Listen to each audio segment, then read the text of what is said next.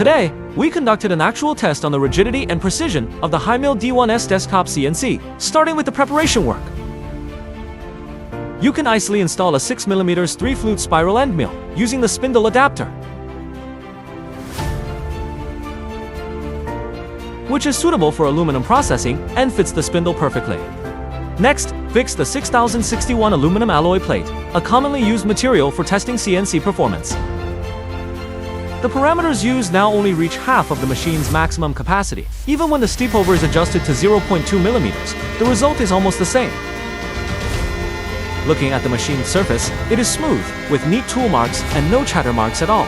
This indicates that the machine has strong rigidity and the tool is stable. Now, let's test the precision. Measure the depth. It is 5.0, plus or minus 0.01 um. For a desktop CNC, achieving this precision is excellent.